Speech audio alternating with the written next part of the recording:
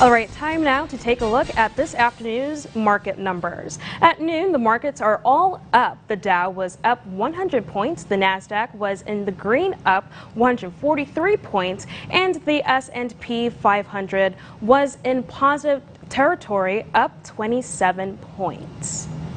Now, the virus taking more than 194,000 lives. Cases rising in 17 states. Outbreaks continuing among young people. Top officials at the Department of Health and Human Services going on a disturbing rant. The CDC is being pressured by the Trump administration to modify their reporting to better match the president's message. ABC's Inez de la Cutera is in Washington with the latest.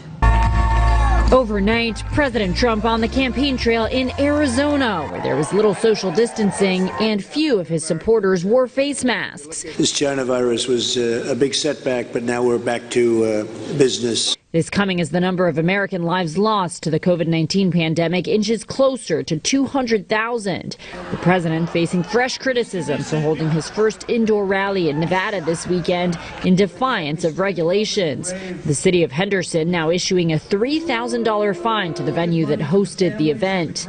It comes as Trump is intensifying his efforts to win over Latino voters, blasting his Democratic opponent. I've achieved more for Hispanic Americans in 47 months than Joe Biden has achieved in 47 years.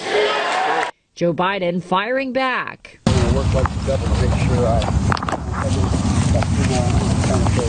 But admitting his poll numbers could be higher with that demographic. Much higher than his. They got to go higher. Meanwhile, the president now dealing with the fallout over comments made by Michael Caputo, a top official in the Department of Health and Human Services, accusing scientists at the CDC of, quote, sedition and trying to undermine the president. Caputo under fire for pressuring scientists to change their weekly reports on COVID-19 to better align with the president's optimistic claims. And fresh audio from the president's interview with journalist Bob Woodward would show the president defending his handling of the pandemic, but more focused on the economy. All those tens of millions of people who don't have jobs, who don't have that income. Listen, I mean, you and I. Nothing more could have been done. Nothing more could have been done.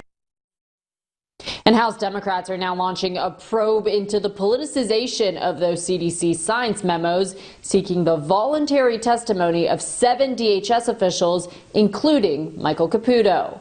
Inez de la Cutera, ABC News, Washington. Fresno, California staff at the Fresno Fairgrounds are working around the clock to care for hundreds of animals displaced by the Creek Fire. Here's the story. There's a set schedule these days at the Fresno Fairgrounds. They're, getting fed at 8 o'clock in the morning. We feed it at 5 o'clock at night.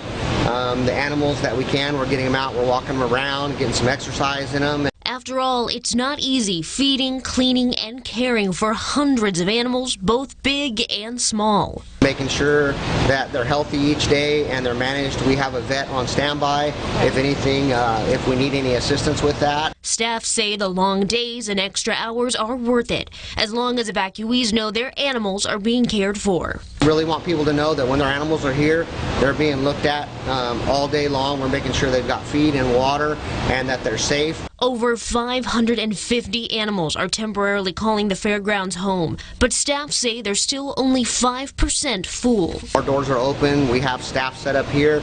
Right now, the priority is making sure all animal evacuation sites have the resources they need. We're kind of trying to supply them as well because everybody seems to come here, but we have storage, we have security, and so that way we can make sure that everything is tracked and gets out to where it's needed. The Fresno Fairgrounds is still accepting food and cash donations for animal care. To get those details, just visit our website, abc30.com. Sheila Girardin, ABC 30 Action News.